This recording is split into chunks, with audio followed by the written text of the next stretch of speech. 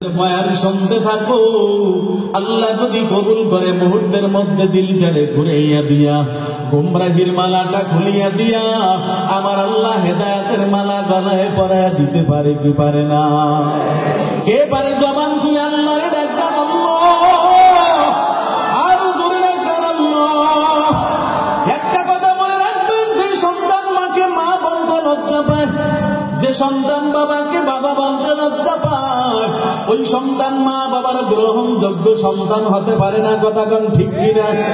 আর যে আল্লাহর বান্দা আল্লাহকে আল্লাহ বলতে লজ্জা পায়, ওই আল্লাহর বান্দা আল্লাহর প্রকৃত বান্দা হতে পারে না। এজন্য গোলাম আসো, আল্লাহ পাক রব্বুল আলামিনকে ডাকো, ডাকার মতো ডাকো। আল্লাহ পাক রব্বুল আলামিনকে ডাকলে কোনো লজ্জা আসেনি। জোরে ডাকতেন আল্লাহ,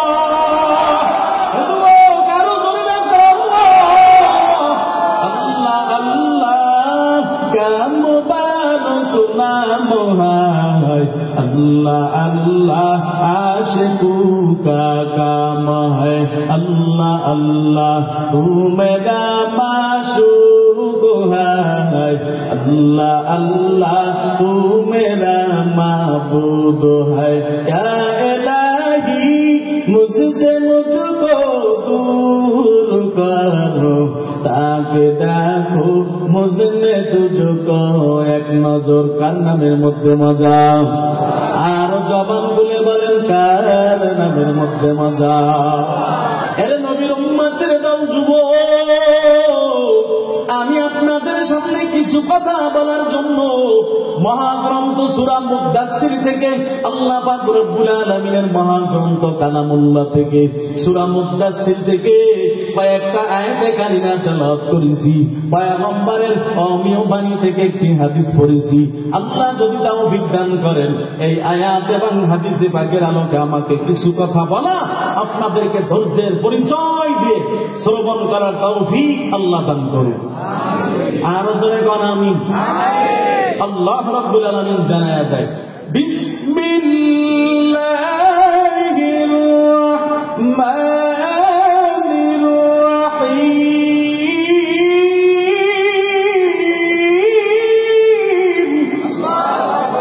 আরো জোরে আল্লাহু আকবার।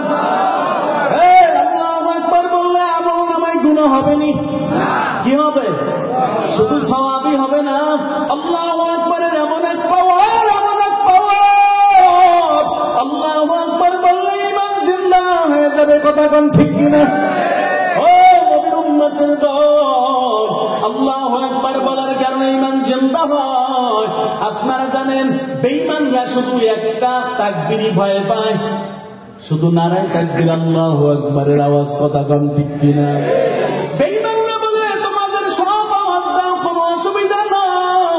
কিন্তু নারায়ে তাকবীর আল্লাহু আকবারের আওয়াজ দিল না।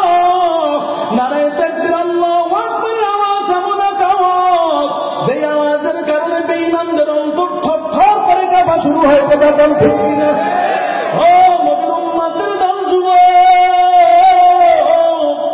এজন্য আল্লাহু আকবারের আওয়াজ যারা সঠিক সময় ব্যবহার করছে, বাংলার জমিনে একের পর এক বাতিল শক্তি দাঁড়াইছে, কিন্তু দাঁড়াইতে স্থির করে থাকতে পারে নাই। বাংলার জমিনে ওলামায়ে কেরাম, তাওহীদ মুসলমান, ইমানে বলিয়ান মুসলমান, নারায়ে তাকবীর আল্লাহু আকবারের আওয়াজের কারণে বেঈমানরা এদেশ থেকে পালাইতে বাধ্য হয়েছে। কথা কোন ঠিক কিনা? এরে নবীর উম্মতের দল যুবক, আপনারা জানেন ঢাকার জমিনে বসে যখন মেলা কয়েক বছর হয়ে গেছে, অসভ্য বেয়াদবা তাসলিমা নামের মেয়েটা আল্লাহকে জালিম বলে গালি দিছিল। খেলা ছিল, বলছিল আল্লাহ বড় জালিম, তার বিচারের মধ্যে কোন ইনসাফ নাই। বাংলার মুসলমান সহ্য করে থাকতে পারে নাই। চরমনার জমিনে ঘুমন্ত সৈয়দ ফজলুল করিম রহমাতুল্লাহি আলাইহি, সারসিনার জমিনের আল্লাহর কুতুব, তাবলীগের মুরব্বী উলামায়ে কেরাম মিলিয়া একাত্রে যখন মাথায় কাফনের কাফন পেঁচাইয়া রাজপথে নারায়ে তাকবীর আল্লাহু আকবারের আওয়াজ দিছে, তাসলিমার জায়গা বাংলার জমিনে হয় নাই। কথা কোন ঠিক কিনা? এরে নবীর উম্মতের দল, শুধু তাই নয়, নারায়ে তাকবীর আল্লাহু আকবারের আওয়াজ এমন এক আওয়াজ। আপনারা জানেন সিলেটের জমিনে যখন শাহজালাল ইয়ামিনী রহমাতুল্লাহি আলাইহি নারায়ে তাকবীর আল্লাহু আকবার আওয়াজ দিছে, গৌর গোবিন্দর পতন ঘটেছে। কথাগণ ঠিক কিনা? ও নবীর উম্মতের দল, ওই নারায়ে তাকবীর আল্লাহু আকবারের আওয়াজ লাগবে কি লাগবে না? আসবে না জোরে? লিল্লাহি তাকবীর, আর জোরে লিল্লাহি তাকবীর।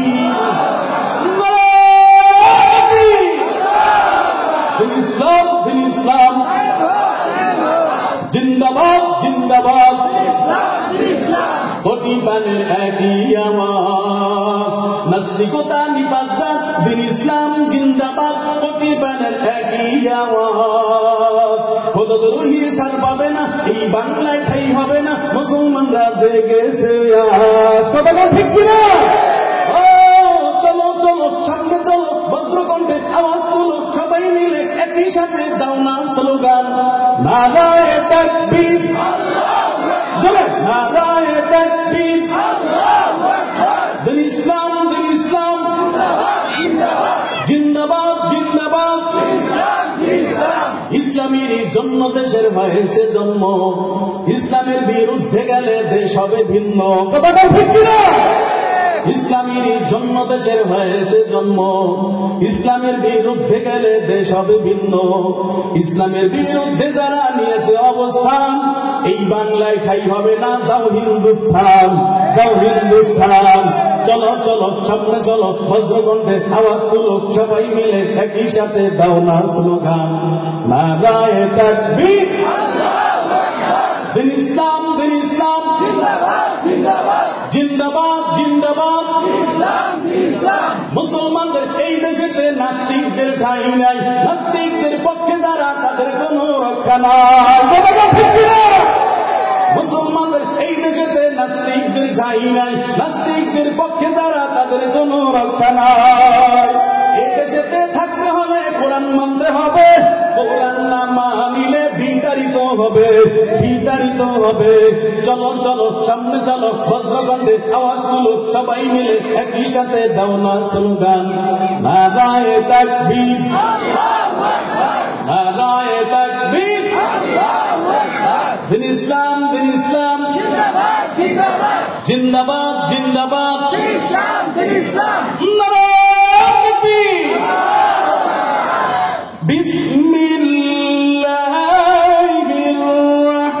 রাহমানির রহিম।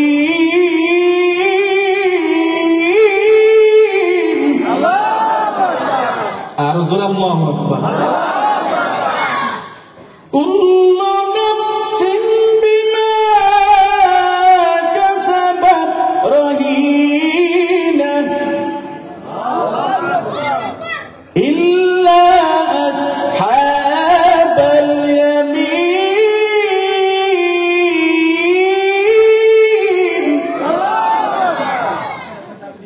ফি জান্নাতিন ইয়াতাসাআলুন আনিল মুজরিমিনা মা সালাকাকুম ফি সাকর ক্বালু লাম নাকু মিনাল মুসাল্লিন।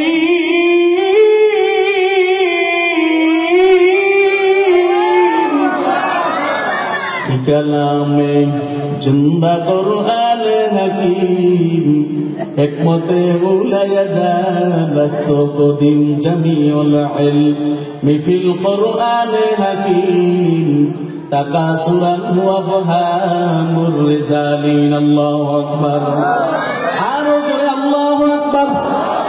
ও নবীর উম্মতের দল, আল্লাহ জানায় দেয় সূরা মুদ্দাসসিরের মধ্যে, আল্লাহ জানায় দেয় কুল্লু নাফসিন বিমা কাসাবাত রহিনা। আল্লাহ জানায় দেয় মানুষগুলো কিয়ামতের মুসিবতের দিন বড় দায়বদ্ধ হয়ে থাকবে। কি হয়ে থাকবে? দায়বদ্ধ হয়ে থাকবে। মানুষগুলো অসহায়, দায়বদ্ধ হয়ে থাকবে। দেখবেন দুনিয়ায় কিছু অফিস আদালত আছে, বিল্ডিং আছে, বিল্ডিং এর সামনে লেখা আছে এই বিল্ডিং অমুক ব্যাংকের সাথে দায়বদ্ধ। কথা হয় না, দেখছেন আপনারা? তার মানে কি ঋণ আনছে ব্যাংক থেকে। আল্লাহ জানায় দেয় মানুষগুলো কিয়ামতের মুসিবতের দিন বড় দায়বদ্ধ হয়ে থাকবে।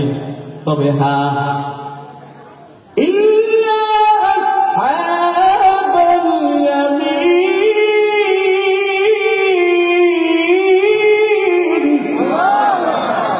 ডানপন্থীরা ছাড়া অন্য যত মানুষ আছে সব মানুষ তার কিয়ামতের মুসিবতের দিন দায়বদ্ধ হয়ে থাকবে। এখন আসেন ডানপন্থী কারা? তাফসীরে মাজাহারির মধ্যে আল্লামা কাজী সানাউল্লাহ পানিপতি রাহমাতুল্লাহি আলাইহি এখানে রাসূল মুফাসসিরিন আব্দুল্লাহ ইবনে আব্বাস রাদিয়াল্লাহু তাআলা আনহুর একটা হাদিস আনছেন। এই হাদিসে বলছেন যে ডানপন্থী মানুষ হলো জান্নাতি মানুষ। আল্লাহু আকবার। কি মানুষ করে কান? জান্নাতি মানুষ। এবার বুঝে থাকলে বলেন জান্নাতি মানুষ থাকবে কোথায়? জান্নাতে কোথায়? আরো জোরে গান কোথায়? জান্নাতের মধ্যে প্রবেশ করার পর, দাখিল হওয়ার পর ওই জান্নাতের মানুষেরা জাহান্নামীদেরকে প্রশ্ন করবে, ও জাহান্নামের দল, কেন তোমাদেরকে জাহান্নামের মধ্যে নেওয়া হলো? কারণ কি? في جنات يتساءلون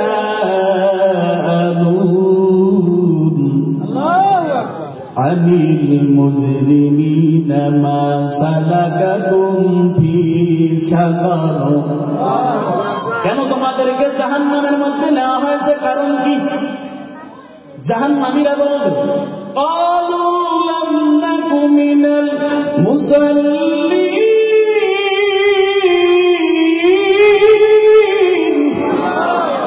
আমরা দুনিয়ায় নামাজি ছিলাম না। কি ছিলাম না? নামাজি ছিলাম না। কারা বলবে? বুঝছেন আমার কথা? বুঝলেন সবাই?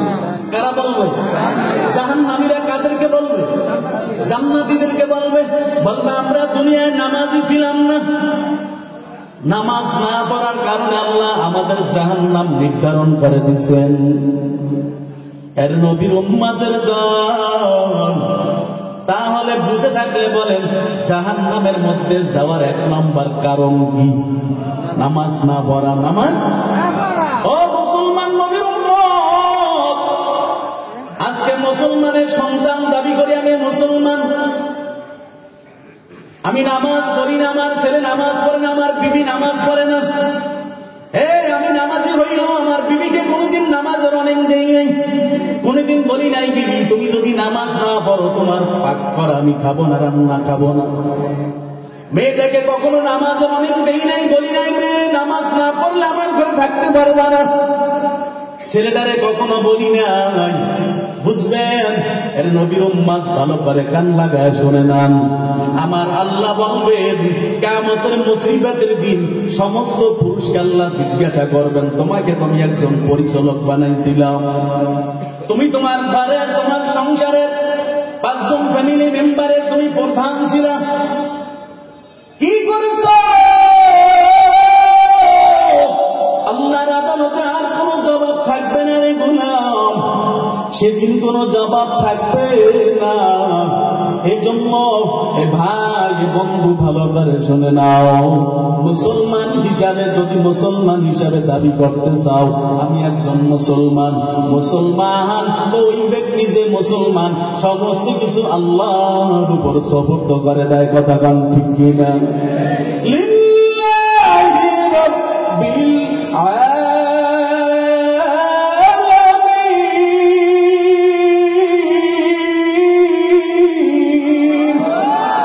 আমার সমস্ত কিছু একমাত্র আল্লাহর উপর সুপুর্দ করে দিব।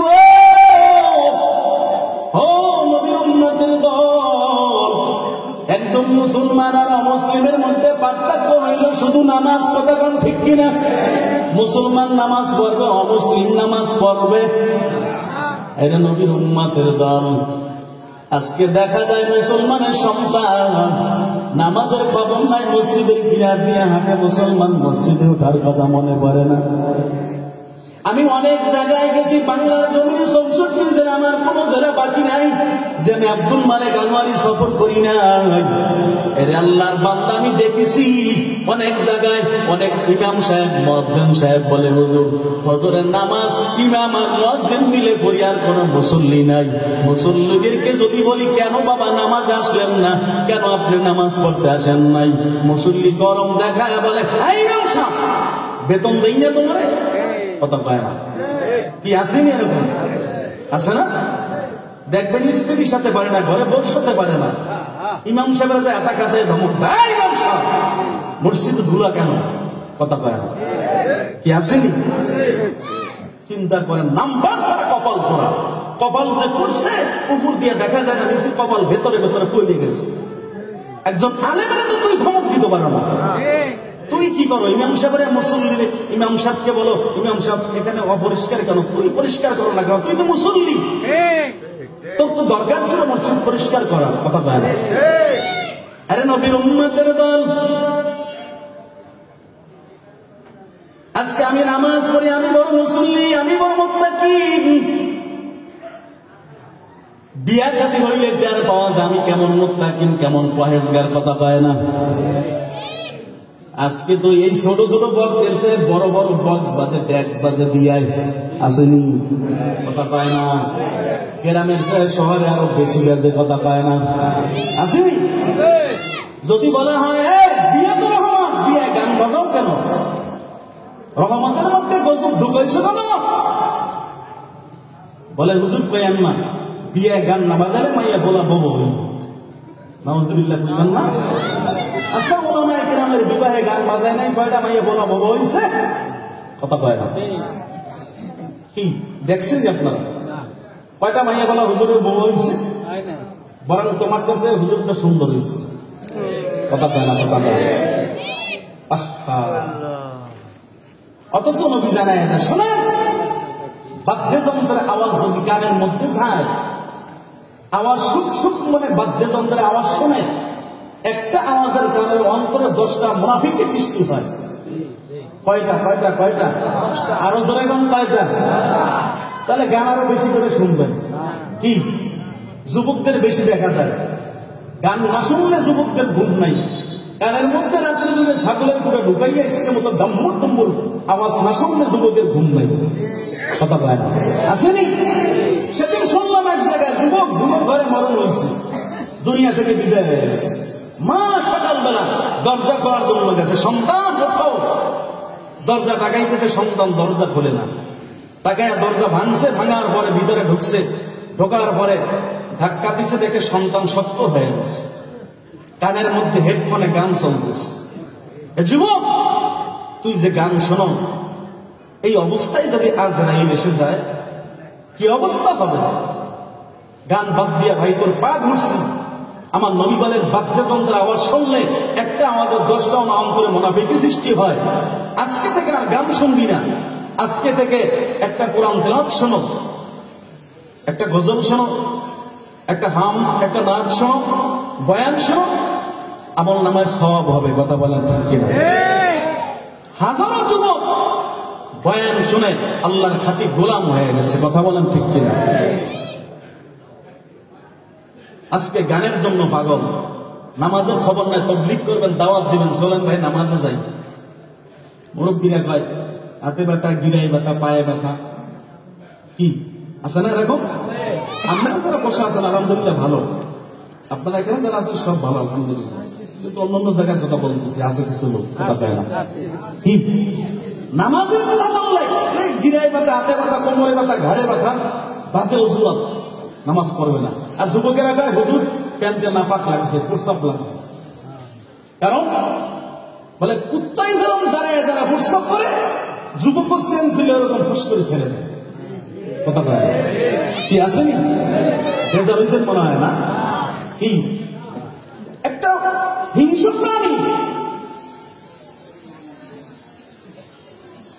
দাঁড়ায় প্রস্তাব করে, আর মুসলমানের সন্তান দাঁড়ায় প্রস্তাব করে।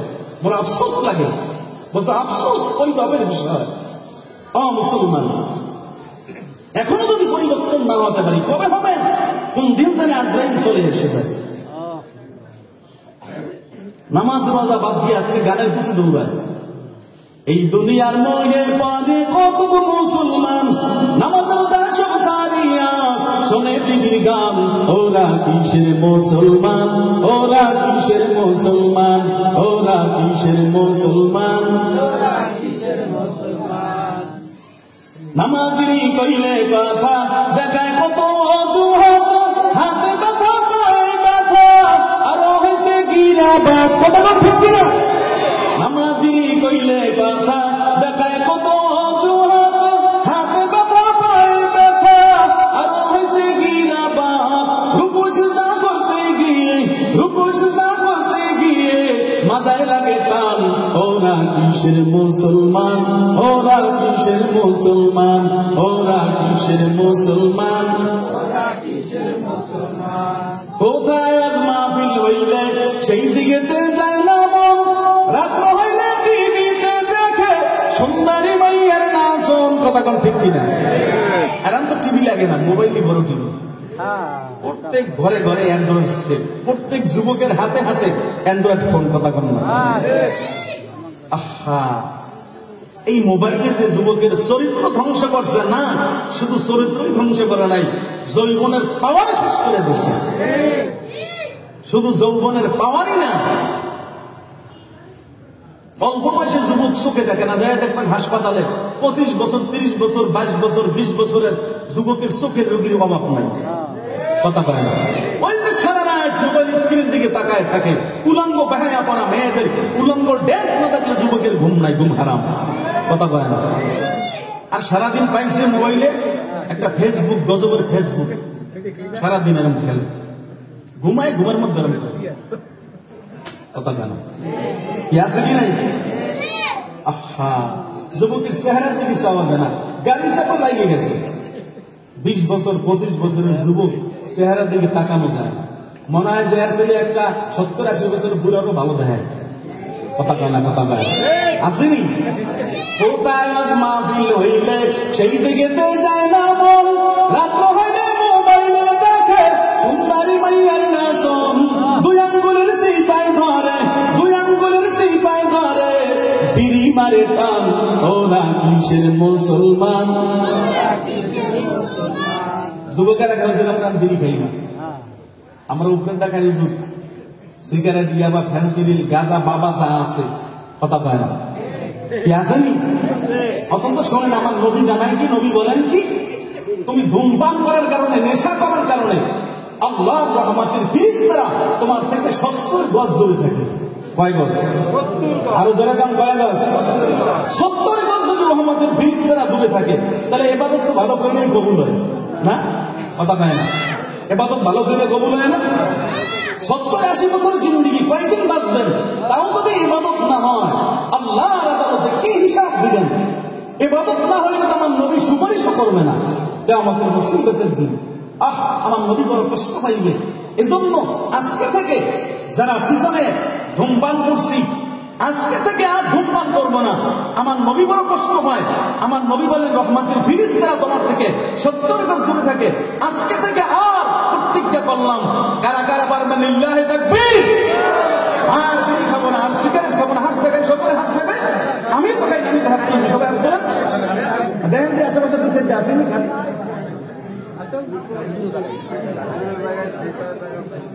আল্লাহ কবুল করুন।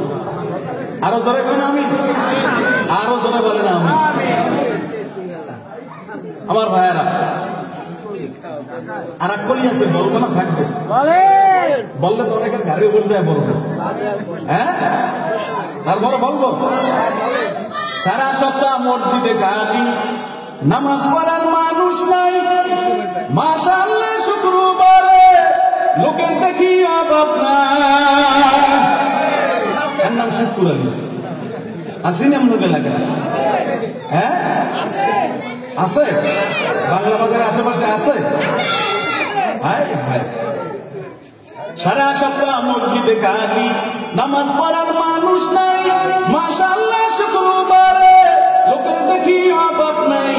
আসো দাও সবার শেষে, আসো দাও সবার শেষে, রুকু পায় টান টান, ওরা কিসের মুসলমান, ওরা কিসের মুসলমান, ওরা কিসের মুসলমান। এই দুনিয়ার মোহে পরে কত মুসলমান নামাজ রোজা সব ছাড়িয়া শোনে টিভির গান, ওরা কিসের মুসলমান? এই মুসলমান হইলে কাজ হইবে মকুন সুস্তি নামাজের পাঁচ গানা, ফাওয়াইলুল লিল মুসাল্লিন আল্লাযিনা মুমিনারা ই নামাজের দাদা ইস্তাঈনু আয়াতে কুরআ বাখা আয়াতে কাব আপলাহা ইয়াদকুন নবমে কুনদার মানিয়াজ দিল সাদিকুন। আল্লাহু আকবার। এর নবীর উম্মতের দল, ও যুবক আল্লাহর গোলাম, এ নবীর উম্মত, আল্লাহর নবী জানায় দেয় কিয়ামতের মুসিবতের দিন সর্বপ্রথম বান্দার কাছে যে আমলের হিসাবটা নেবে, ওই হিসাব হলো নামাজের হিসাব। নবী আমার জানায় দেয় বলেন নবী সাল্লাল্লাহু আলাইহি ওয়া আলিহি ওয়াসাল্লাম أول ما يحاسب به العبد يوم القيامة الصلاة।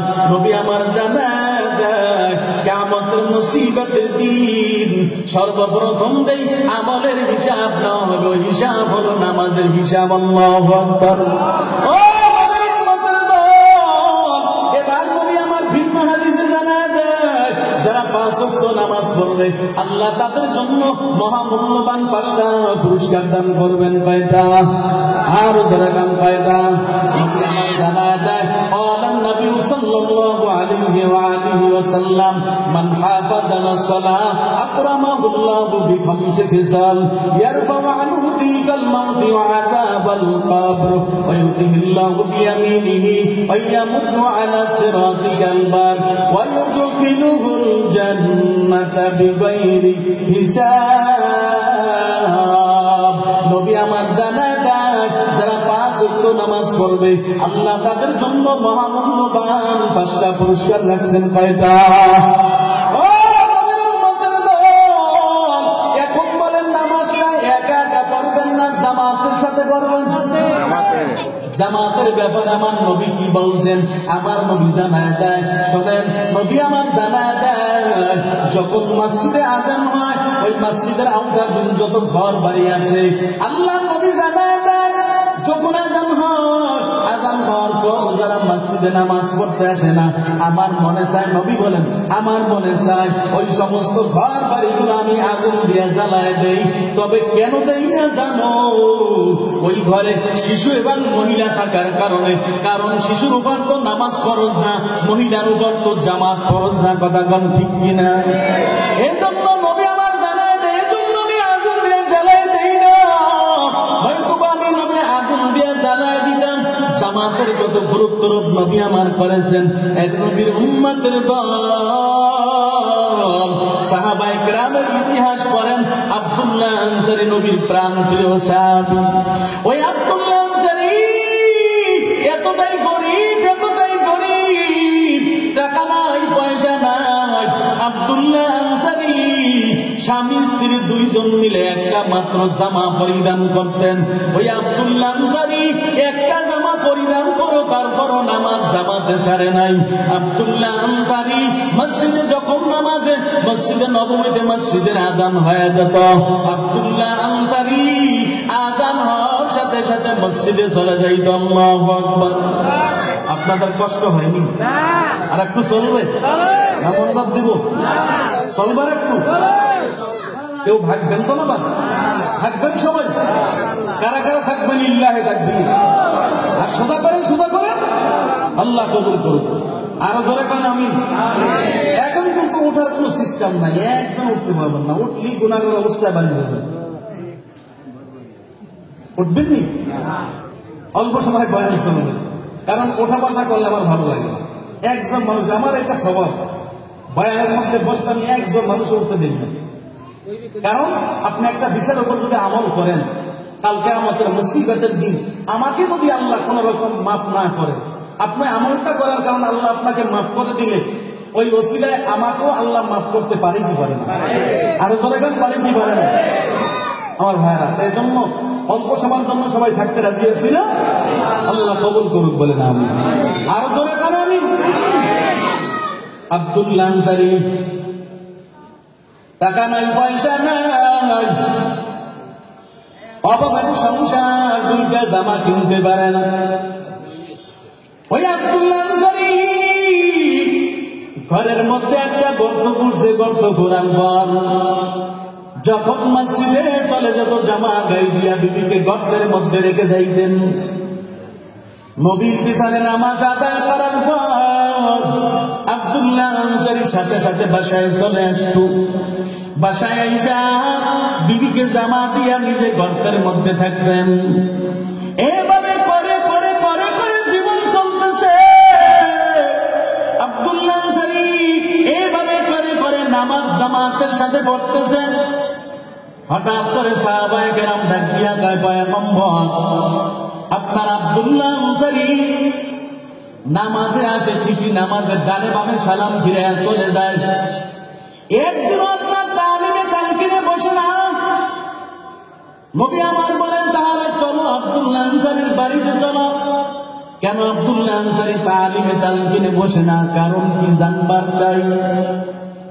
নবী আমার যখন ক্ষতি হয়, সাহাবায়ে কেরামদেরকে নিয়ে আব্দুল্লাহ আনসারীর বাড়িতে রওনা হয়।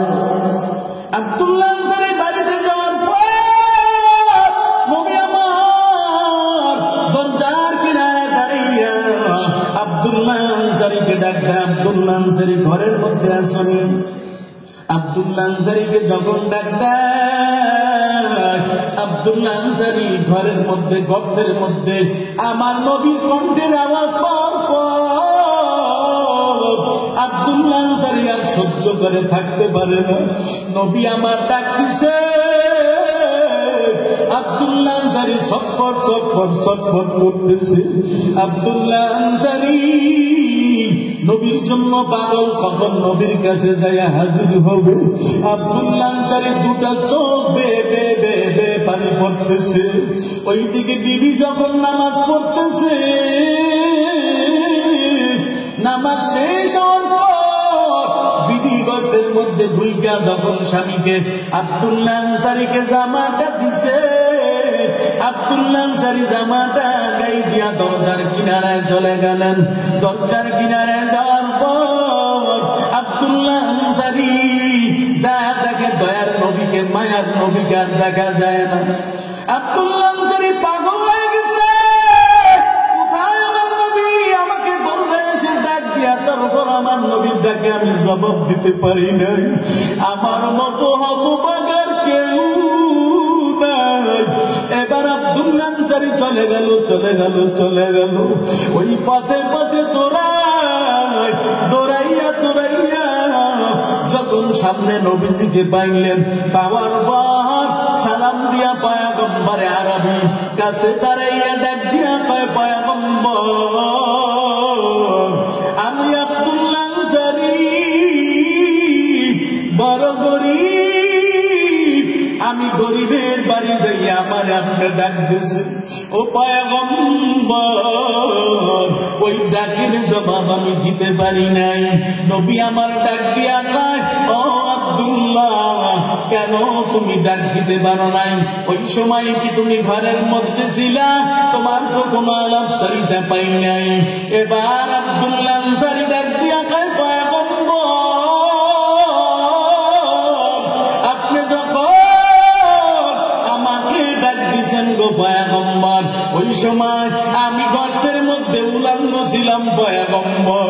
নবী আমার ডাক দিয়া কয়, কেন রে আব্দুল্লাহ?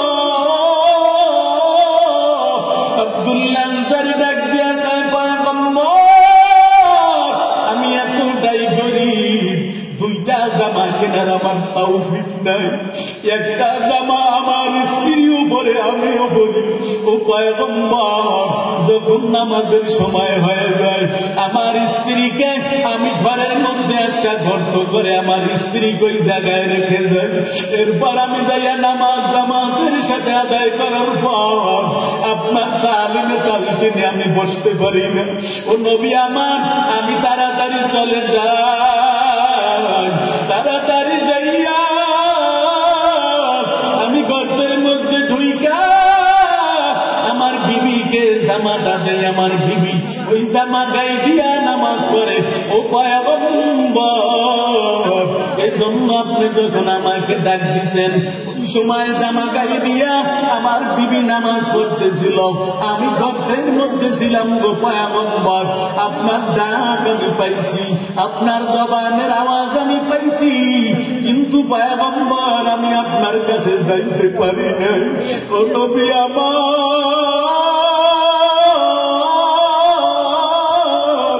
আমারে মাফ করে দেন, আমারে ক্ষমা করে দেন। ও পয়গম্বর আমি আপনার কাছে যাইতে পারি না। নবী আমার সহ্য করতে পারে না, নবী আমার চোখ বে বে বে বে পানি পড়ে।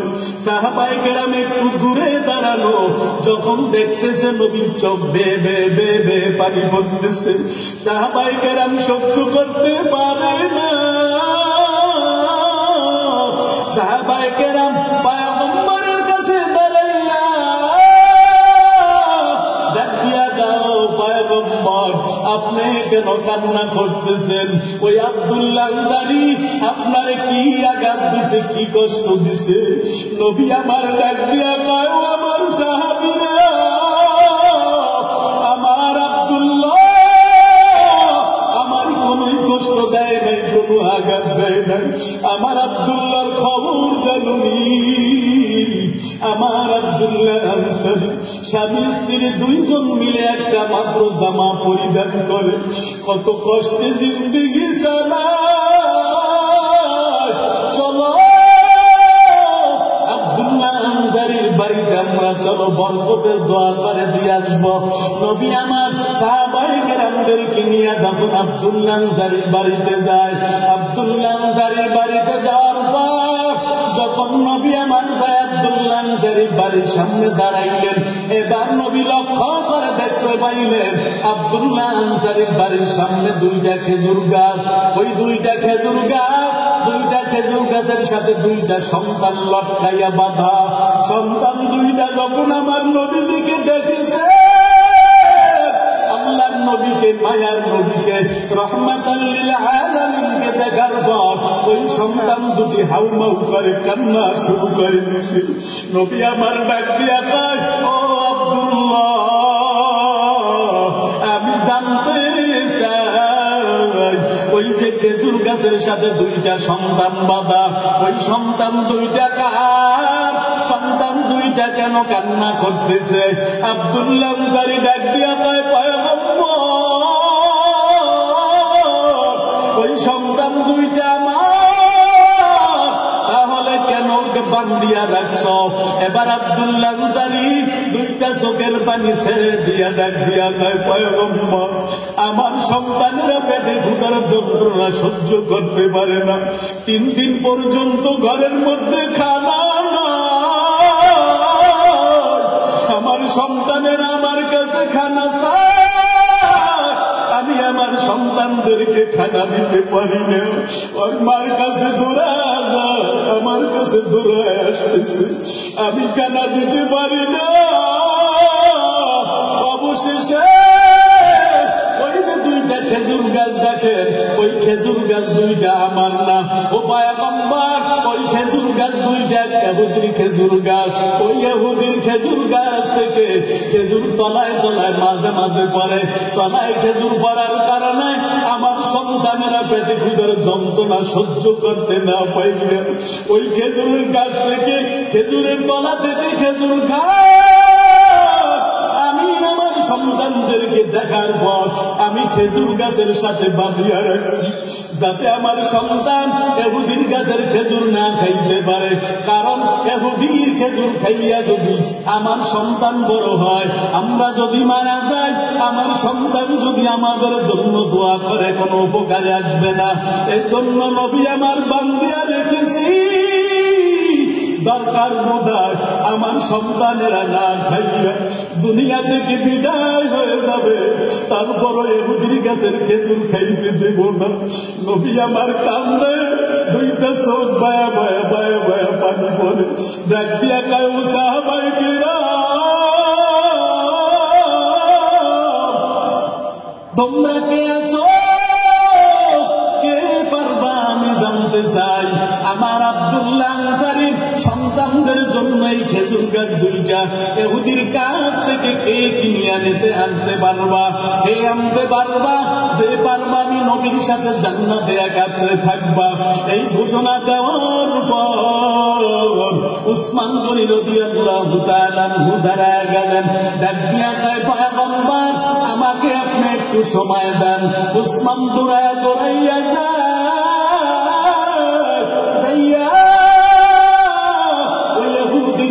যায় বলে, ইহুদি ভাই ওই আব্দুল্লাহ আনসারী বাড়ির সামনে দুইটা খেজুর গাছ তোমার নি? বলে হ্যাঁ আমার। খেজুর গাছ দুইটা আমার কাছে বিক্রি করে দাও। কেন? তোমার তো অনেক খেজুরের বাগান আছে। বলে না না, তোমার এই খেজুর গাছ দুইটা আমার বড় প্রয়োজন, এর বিনিময়ে তুমি যা চাও আমি তোমাকে আমার তরফ থেকে তা দিয়া দেব, কোনো অসুবিধা নাই। ইহুদি ডাক দিয়া কয় উসমান যদি খেজুর গাছ দুইটা নিতে চাও আমাকে একটা গাছের বিনিময়ে 50টা করে খেজুর গাছ দেওয়া লাগবে। দুইটা খেজুর গাছের বিনিময়ে আমাকে 100 খেজুর গাছ দেওয়া লাগবে। উসমান বলার পর রাজি হয়ে গেল, না তুমি আমার কোন বাগান থেকে খেজুর গাছগুলো নেবা নিয়ে নাও, চুক্তিনামায় সাইন করে দাও। চুক্তিনামায় সাইন করে দিল। এবার নবীজির কাছে উসমান দৌড়ায় গেল, যা বলে পয়গম্বর আমি আনতে পেরেছি আব্দুল্লাহ আনসারীর সন্তানদের জন্য ইহুদির কাছ থেকে দুইটা খেজুর গাছ ক্রয় করেছি। নবী আমার ডাক দিয়া কয় ও উসমান তুমি কেমনে কিনছো আমি জানতে চাই। উসমান ডাক দিয়া কয় পয়গম্বর আমি দুইটা গাছের বিনিময়ে 100 খেজুর গাছ দিয়ে দিছি। নবী আমার ডাক দিয়া কয় উসমান কেন দুইটা গাছের বিনিময়ে এতগুলো খেজুর গাছ দিয়ে দিছো? উসমান চোখের পানি ফেলায় কান্দে, ডাক দিয়া কয় পয়গম্বর আমার 100 খেজুর গাছ কেন, আমার জীবনের সমস্ত সম্পদ যদি ওই ইহুদি দুইটা খেজুর গাছের বিনিময়ে চাইতো তারপর আমি উসমান ফিরতাম না। দুইটা খেজুর গাছের বিনিময়ে আমি আমার সমস্ত সম্পদগুলো দিয়ে দিতাম। ও পয়গম্বর আপনার ভালোবাসা মালিকের ভালোবাসা আমি ফালাইতে পারি না। এরে নবীর উম্মতের দোয়া ঘটনা বলার উদ্দেশ্য নয়। কেন বললাম জানো? ও নবীর উম্মতের দল, ওই নবীর সাহাবী আব্দুল্লাহ আনসারী এতটাই কষ্ট করেছেন, স্বামী স্ত্রী দুইজন মিলে একটা মাত্র জামা পরেছেন, তারপর নামাজ ছাড়ে নাই, তারপর জামাতের সাথে নামাজ আদায় করেছে। এরে নবীর উম্মতের দল, এই যুবক তোর পায়ে হাত দিয়ে আমি বলিয়া যাই, এ বাবা তোমার পায়ে হাত দিয়া বলিয়া যায়, এর যুবক কোনদিন জানি মরব, কোনদিন জানি আজরাইল তোমার সামনে আমার সামনে চলে আসে। রে ভাই হিসাব মিলায় দেখো, একই ক্লাসে পড়াশোনা করেছ, বন্ধু মহলের অনেক বন্ধুরাই হঠাৎ স্ট্রোক রোগে আক্রান্ত হয়ে অন্ধকার কবরে চলে গেল। কত গাড়ি অ্যাক্সিডেন্ট করে দুনিয়া থেকে বিদায় হয়ে গেল। একই টেবিলে খানা খাইছ, একই টেবিলে পড়াশোনা করেছ, কত বন্ধু মহল আজকে দুনিয়ায় নাই। আরে বাজান তুমিও আমি কয়েকদিন দুনিয়ায় থেকে কোনো গ্যারান্টি নাই। আরে নবীর উম্মতের দল, আজকে থেকে ওয়াদা দিবা, দিলটা যদি নরম হয় আমার আল্লাহকে দুইটা হাত জায়গায় দেখো আর নামাজ ছাড়ব না। নারায়ে তাকবীর, আল্লাহ কবুল করুক বলেন আমিন, আরো জোরে বলেন আমিন। নবীর উম্মত